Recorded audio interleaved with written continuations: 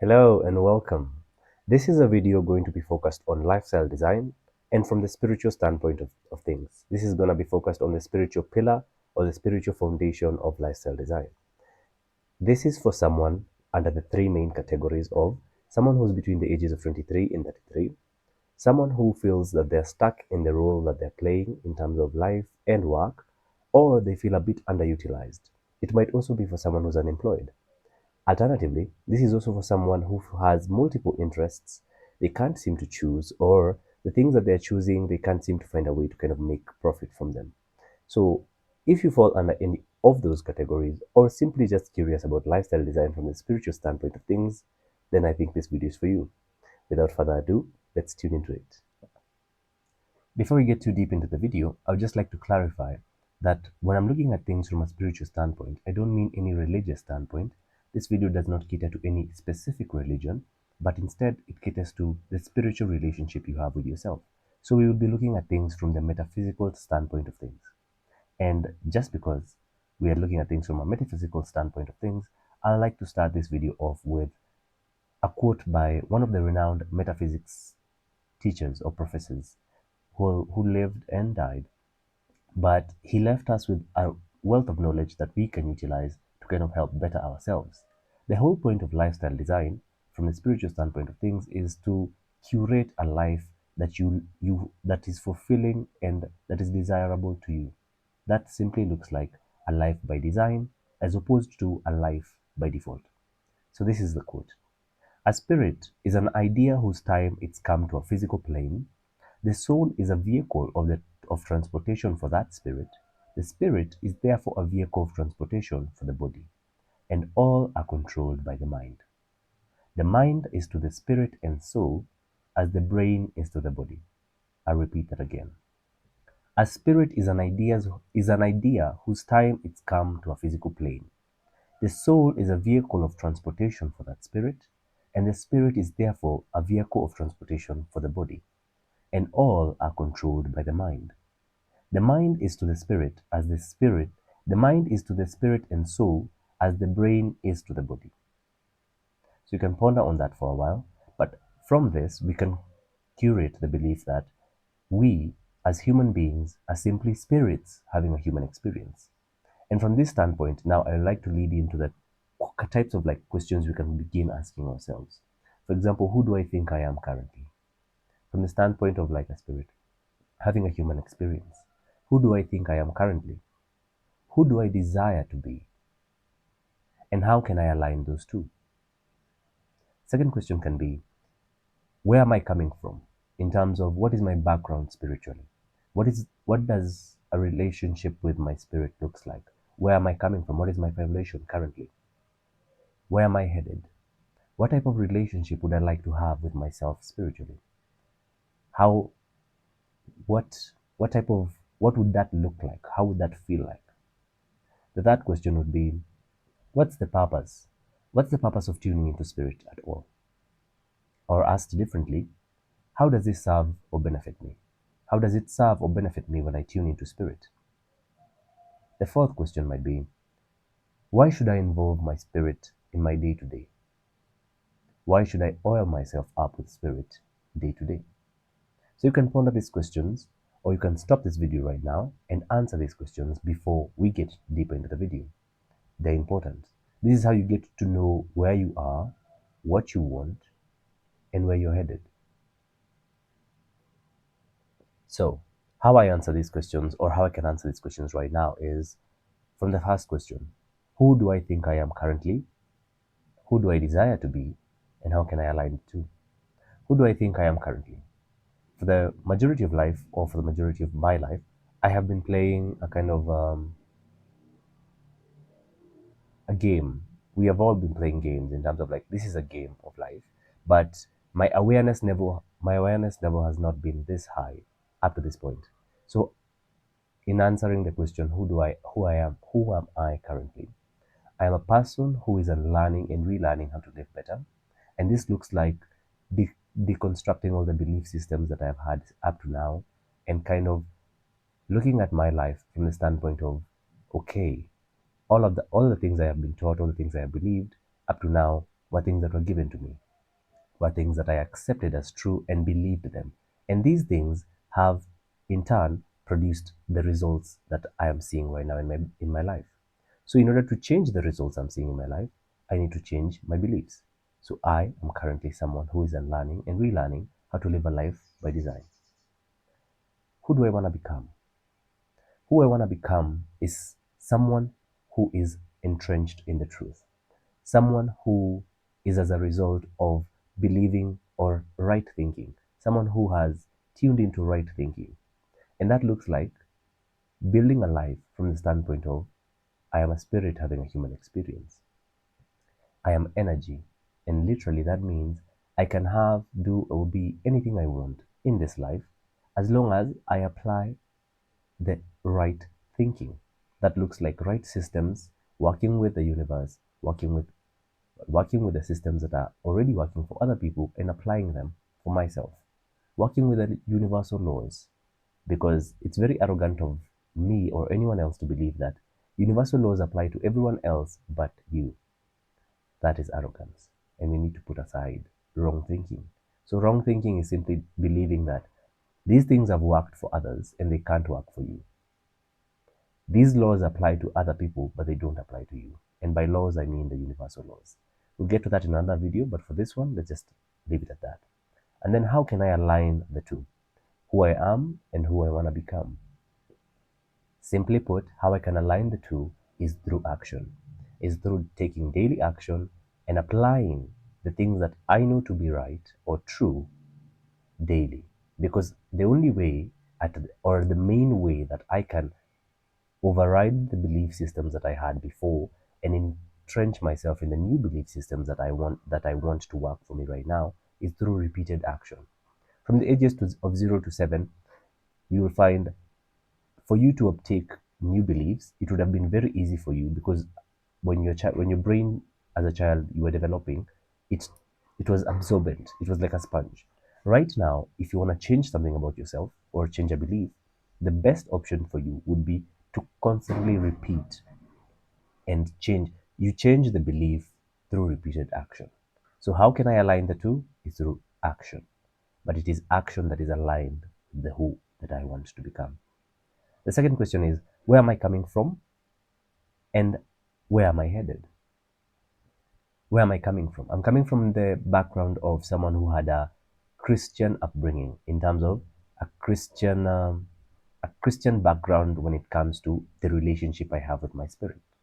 So the importance of asking this question is vital, in the sense you need to understand what are some of the resistances that you will encounter when you're unlearning and relearning how to kind of like design your life from this spiritual standpoint. Some of the resistances you might encounter from if you're someone who has a spiritual or a Christian background, in terms of like learning about your spiritual, is the religious guilt that comes with Christianity. Or I'm gonna use Christianity as a reference point here because it's the only one that I know personally. But there's some religious guilt that comes with Christianity, especially from the standpoint of sin. What do you describe as sin to begin with? What is sin to you? Yes, there's a sin that you have been told from the standpoint of Christianity and the Bible, but what does sin mean to you? From the metaphysical standpoint of things, sin is anything that is not of faith. Let me repeat that. From the metaphysical standpoint of things, sin is anything that is not of faith. That simply means that anything that you do not believe to be true or that you do not have faith in, and you act on it, or you take, or you follow, you do things without having faith in them, now that is sin. It's like simply saying sin is just betraying yourself. It is betraying yourself. That is how I understand it currently. So where am I coming from? I'm a Christian background. And where am I headed to? I'm heading to a point where I'm headed to, or what am I looking forward to? I'm looking forward to a life where the belief system I have is a belief system curated specifically for me, curated specifically to serve me and to serve my highest ideals. When you reach such a point where, if I give such an answer, my highest ideals, you need to ask yourself, what are your highest ideals? My highest ideals stem from my values, and I have like four main values: kindness, open-mindedness, curiosity, and what's the other one? Honesty. Yes. Kindness, open mindedness, curiosity, and honesty. Those are my four main values. And from those four main values, I have created some ideals for myself, some standards. So, that is where I'm headed to. And I'm headed towards creating a life using the newfound systems, the newfound awareness that I have to create a life that is going to serve those highest ideals. The third question is, what is the purpose of tuning into spirit? Or asked differently, how does this serve or benefit me? The whole purpose of tuning into spirit, for me specifically, is because you are never. I bring this up because you are never separate from spirit. You're always connected. You're always connected to your spirit. Always. If someone tells you differently, they're lying. Because if you were disconnected, you would simply die. You would not be here. So, what is the purpose of tuning into spirit? The purpose of tuning into spirit is to live a life that is specifically, divinely planned for you, as opposed to living a life that you have been told should be for you. Living a life that is the most fulfilling. And for example, when we're working with this standpoint of I am a spirit having a human experience, my belief is that there's a higher version of me, there's a higher spirit, my higher form. And my higher form is the connection I have to source, and source is just God. So we need to look at it from the other standpoint of what is your definition of God? What does your God look like? What is your relationship with your God? And this is a whole other avenue we can look at it from, and I will unpack this in another video. But for today, we'll take the definition of God as the universal body of consciousness, and we are part of that body. So what is the purpose of tuning into spirit? The purpose of tuning into spirit is to allow the God power in me to work through me to create the type of life that will be the most fulfilling for me. Because from the standpoint of God, God has everything planned out for you. Like, in a sense, God has the best plan. He doesn't have everything planned out for you necessarily like that, or the way we have been told. It's just a matter of God has the best plan. And if you tune into spirit, you'll be able to access that plan, and you'll be able to work with that plan. Do you remember what I said about systems? Working with systems that are perfect for you? Now, this is where that comes in. So the purpose of that is to work with the best plan that you have available to you always. How does it serve me or benefit me? It serves me because now I do not have to struggle. I'm a very big believer in the sense of you do not have to struggle to get what it is you want in life. If you look at people who are wealthy, they always emphasize effort, not struggle. Put effort, take action on what it is you want, but you don't have to struggle. Keep that in mind. And then finally, the last question, why should I involve my spirit in my day to day? Again, this is just the why here is to kind of like really instill the what it is you want in terms of lifestyle design. Your why needs to be strong enough to carry you forward with this practice, because it's going to be your practice. It's your spiritual practice. So you need to understand why it is you're doing it. My why is to oil myself up with spirit. Oiling myself up, oiling myself up with spirit simply means using my spirit to fight all battles for me.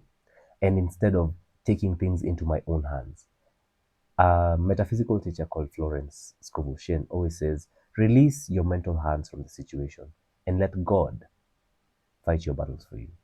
Like, this is one of the techniques I use in my day to day, and it's called casting the burden. Whenever you find yourself, you're stressed or you're kind of like stuck and you don't know what to do, you can simply cast the burden. Ask God for your supply. Ask God to lead. Ask God to take charge of this situation. And this all ties into what type of God do you believe you have?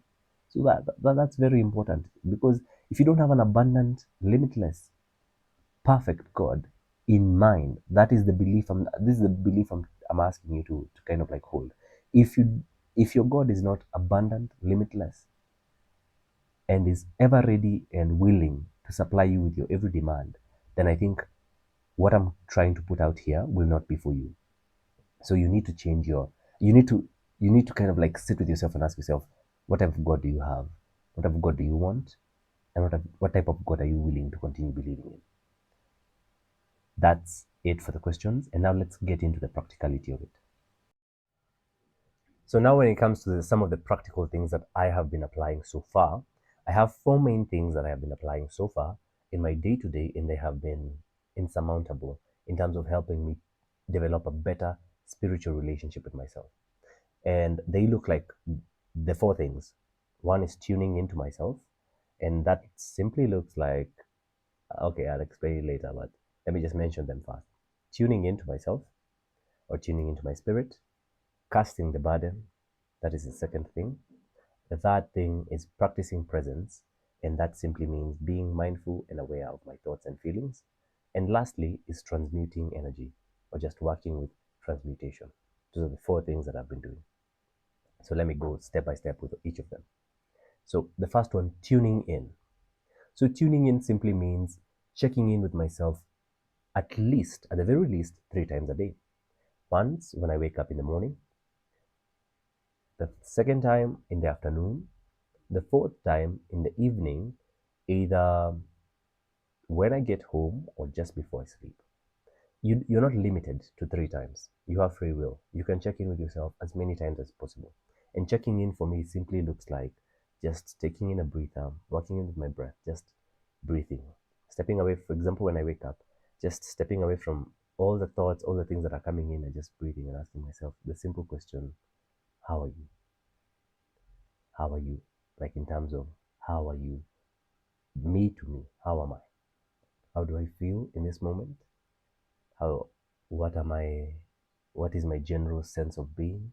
What is my general feeling? And maybe after that, now setting an intention for what I want to feel and be like. Not necessarily breaking down everything, but just setting an intention of what type of feeling or what type of way of being I want to tune into. So doing this every, at the minimum, 3 times a day. In the morning when you wake up, in the afternoon when in the hustle and bustle of the day, and in the evening when you're coming back in. What this does for me is it helps me regulate my system.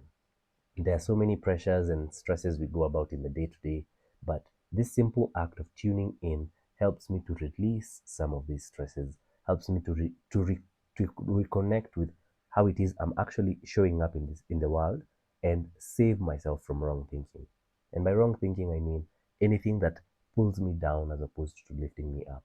This looks like, for example, partaking in low vibrational thoughts. For example, being envious of someone, being allowing someone to keep you in a frustrated mood, things like that. Just tuning in, dropping into your body. This looks like dropping into your body and just letting go of everything else and just taking this time for you personally. It's a very selfish act, but it's a very pivotal act in terms of building a deeper spiritual connection with yourself. The first times I was doing this, I wasn't really that, let's say, that appreciative of it. But over time, what I've come to find is I have developed a sense of security with myself. And now I'm way more honest with myself when I'm asking those questions. How are you? And what are you being? I'm way more honest now because I've kept up the practice. So don't fret. In the beginning stages, it might be kind of weird, and I usually say it's only weird because you haven't tried it or you haven't done it. So keep to it. Keep to it. Again, as we said, if you want to change something, you have to keep practicing. You have to keep acting on it. And we are moving towards a life by design as opposed to a life by default. The second one is casting the burden. Casting the burden. I I got this concept from the metaphysical teacher, the Florence Scovel, from her book, The Game of Life and How to Play It. Casting the burden simply means whenever you're met with a situation that is not to your liking, whenever you are in a position where you're literally struggling, you're struggling to make things happen.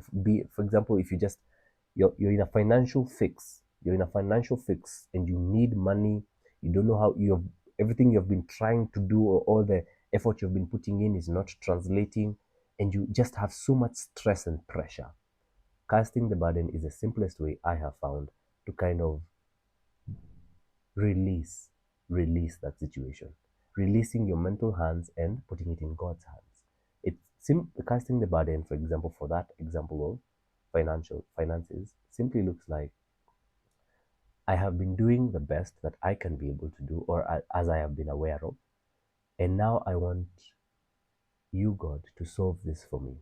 Take this problem of me not maybe being able to make ends meet, or me struggling, and just provide me with a solution. Provide me with a solution that is both fulfilling and practical for me. Take this situation and now release. And what I usually do is I cast the burden by putting the situation onto God's hands, by simply saying, take control of the situation. You are more powerful than me. You know the best way for me to kind of handle these things, and I don't need to struggle. I know you give me a definite sign, and I demand a definite lead on what it is I'm to do next. And then I follow it up with a proclamation of, I release, for example, this stress, these feelings of stress and pressure, and all these feelings of limitation, all these thoughts of limitation. And I go forth to be plenteous, to be provided for, and to move with the abundance that is mine by divine right. You always follow a denial with a proclamation or an affirmation. A denial is always followed with an affirmation.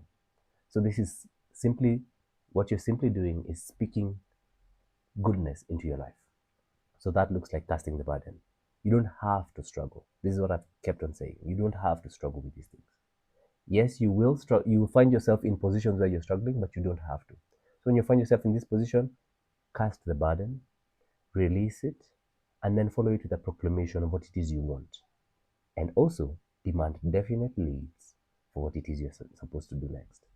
They usually show up, when you demand definite leads, they usually show up in very unique and very, what is it called, very unexpected ways. Some of them show up through the same channels they have been showing up, either through friends, through phones, through the relationships you have, through an idea, a realization.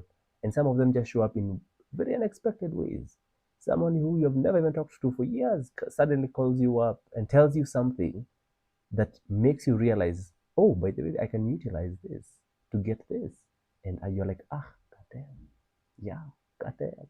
So be open to this, and be open to your abundance showing up in very different ways. Abundance is not just money. Abundance is the simplest definition for abundance I've gotten up to this point is abundance is being able to do whatever it is you need to do whenever it is you need to do it. So it's being able to do whatever it is you want to do when you need to do it. That is abundance, simply put. The third one is practicing presence. Practicing presence. And by practicing presence, I mean being mindful and aware of my thoughts and my feelings. My thoughts and my feelings are what show me what I am believing in. And the whole point of this practice of tuning into spirit or having a deeper spiritual relationship with myself is to clean up, my belief systems. Because up to this point, the beliefs I've had have produced the results I have right now. And the results I have right now, as much as they might be okay, they are not what it is I truly desire. I don't want okay. I want the best and only the best for me. So in order for me to get that, I need to change my belief system. So practicing presence, which looks like being aware of my thoughts and my feelings, moment from moment to moment or from day to day, I usually do it right now. I've built up a system where it comes up naturally, especially when I'm tuning into the things that I don't like. When I'm tuning into the things that I don't like, or that things that pull me down, my body is constricted. When I'm thinking thoughts of limitation, I'm always irritable. I'm always finding problems. So when I notice myself finding problems and more problems to things, instead of thinking from the standpoint of how can I solve this, how can I let go of this, how can I maybe do better in this, when I'm thinking the opposite of that, it also translates with how I'm feeling. I'm feeling limited, I'm feeling constricted. And when I notice myself doing that, when I notice my body kind of being tight, and I notice my thoughts always tuning into problems, I cast the burden. I release it. You get it? So practicing presence allows me to course correct. It allows me to course correct every moment to moment. So in the beginning stages, you will find maybe you might lose your train of thought, or you might fall into wrong thinking, patterns of wrong thinking for a big majority of the day.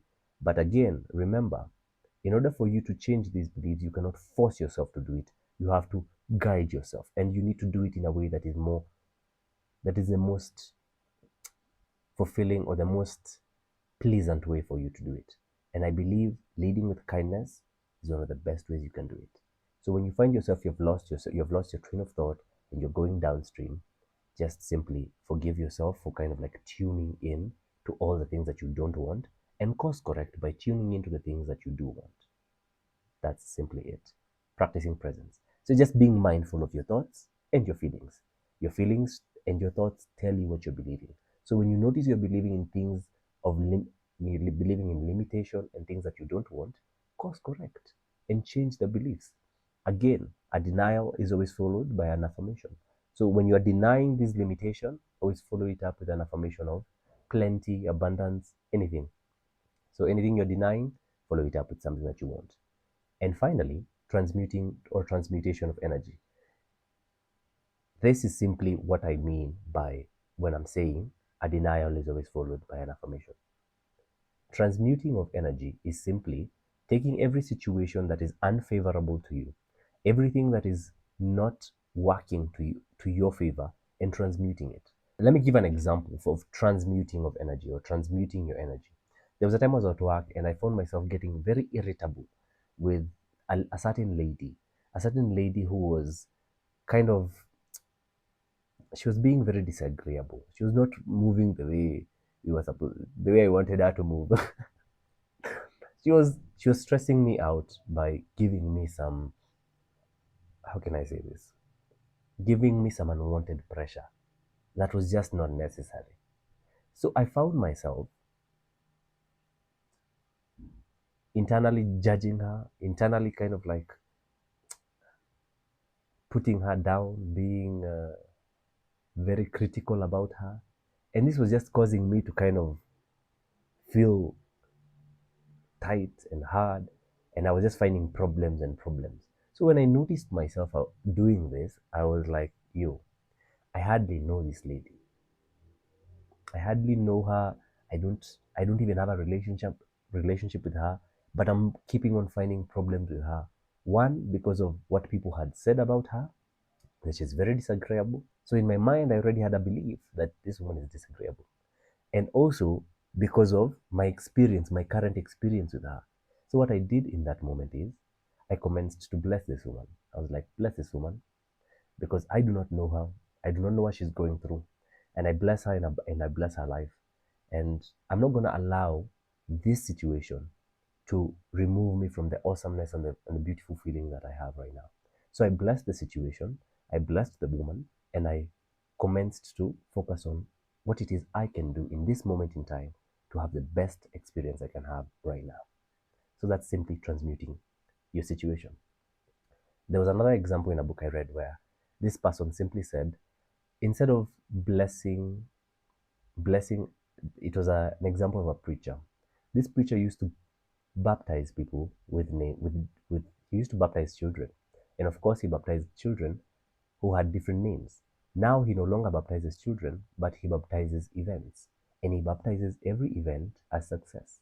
Transmuting your energy looks like transmuting a failure into a success, transmuting an appearance of ill health into perfect health, transmuting an appearance of limitation into an appearance of abundance. So it is by transmuting your energy, you're practicing using your inner eye, because your inner eye is not fooled by appearances. When you work with our physical eye, we are easily fooled with what it is we see on the surface. Transmuting your energy just simply looks like disregarding what something looks and feels like and holding fast to the vision. Because when you keep on practicing using your inner eye, as opposed to working with things as they appear on the surface, you will find that you become way more poised, way more in tune with yourself, way more at ease. And when you're poised, when you're peaceful, that's when the God power in you, that's when the higher source, God, can be able to work through you best. So the goal of this game, in my opinion, is to be as poised as you can be, always. And poised simply means being in a state of ease, peace, and having or sharing this blissful feeling. And I understand living the world that we are living right now, it's not as easy to maintain that. But that's where you find practicing presence or just practicing being aware and mindful comes in, because now it shows you when you're just moving off track.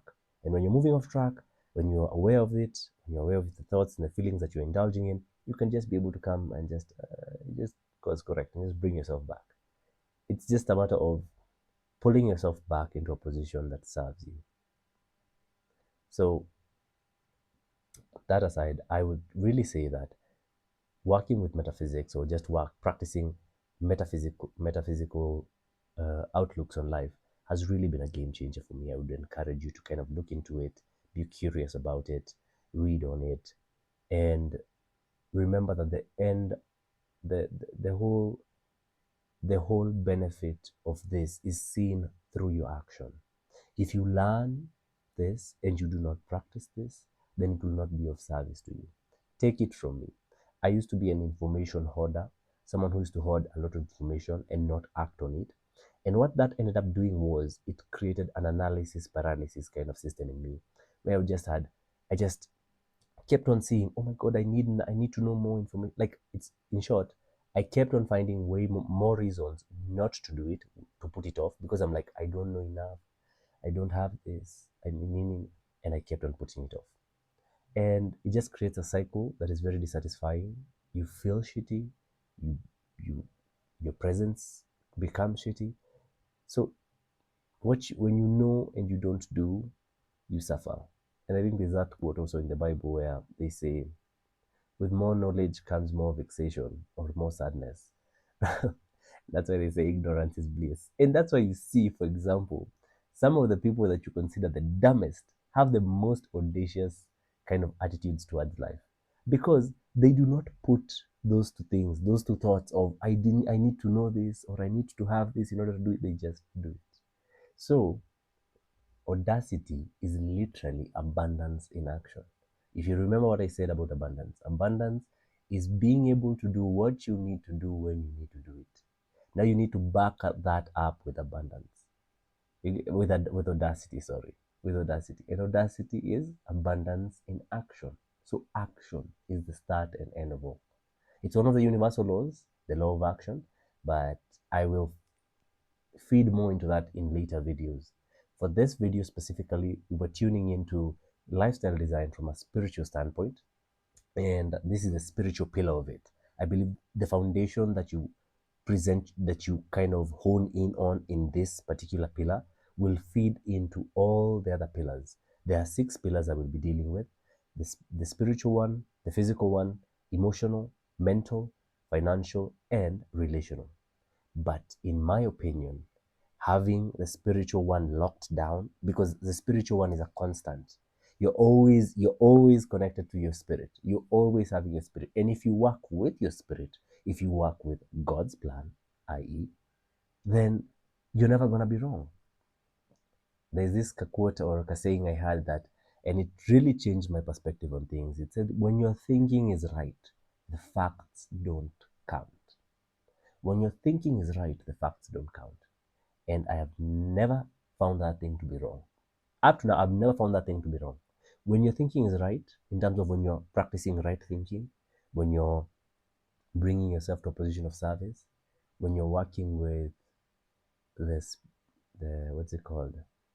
When you're working with your spirit, when you're applying systems and laws of the universe, and just practicing and being on point with that, The facts don't count. It might seem like nothing is going to work out, but again, appearances can be can be deceiving. So use your mental eye, use your spiritual eye. And again, let me reiterate some of the practices that we have just gone through. Tuning in, that is, it looked like tuning into spirit at the minimum 3 times a day. The second one was casting the burden, and this simply means never tolerate any unwanted or undesirable situation. Cast the burden on your higher self, on your higher spirit, or on the God within. Because remember, ye are gods. So cast the burden and demand definite leads. Demand definite leads to be shown where you need to focus on, and they will come in the most surprising or the most pleasant ways that you can find. The third one was practicing presence, and this simply means being aware and mindful of your thoughts and your feelings. Your thoughts and your feelings show you what you have been tuning into. And when you know what you've been tuning into, they tell you those are your beliefs. They tell you what you're believing. And from what you're believing is what you're going to be expecting. If you believe lack, you're going to be expecting lack. If you believe there's a problem, you're going to be finding more problems. Believe me, I am the case study for this. So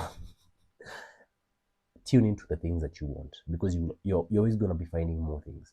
It's the same way they usually say, cover yourself with a cloak of gratitude, for you will always find things to be grateful for. Whatever you focus your mind on, or whatever you focus your attention on, you will find more of that. So be very vigilant on what you're focusing your attention on. And lastly was transmuting or transmutation of the energy. Bless every situation as success. Bless your failure as success. Deny this appearance of ill health and proclaim perfect health. Deny this appearance of limitation and proclaim abundance and plenty in your life. You have the power, and this is what metaphysics, or the practice, learning about and practicing some of the metaphysical concepts I'm learning along the way, has really instilled in me. The power is yours. You always have the power. But when you came into this world, you received some information that taught you otherwise. But now you have the chance to unlearn and relearn how to live a life by design, as opposed to living a life by default. Save this video, come back to it as many times as you want. Send it to a friend or family who you think might benefit from this, and practice what it is you've gotten from this. Practice what you preach. Don't just know of this and sit on it, because what's the point? What's the point of knowing this if you're not going to use it? You get it? So yeah, and also subscribe, like, and comment.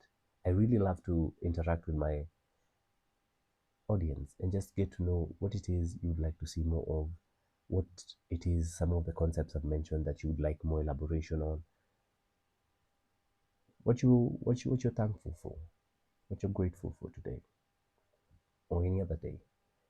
And simply put, just keep tuning in, keep working on you, but work smarter, not harder. Again, you don't have to suffer, you don't have to struggle. They usually say that ignorance is the enemy. It's not really sadness, because sadness just predicates that, it shows you that there's something you don't know here. So ignorance is the enemy. And now that you know, go defeat that enemy using action. Catch you in the next video. Ciao.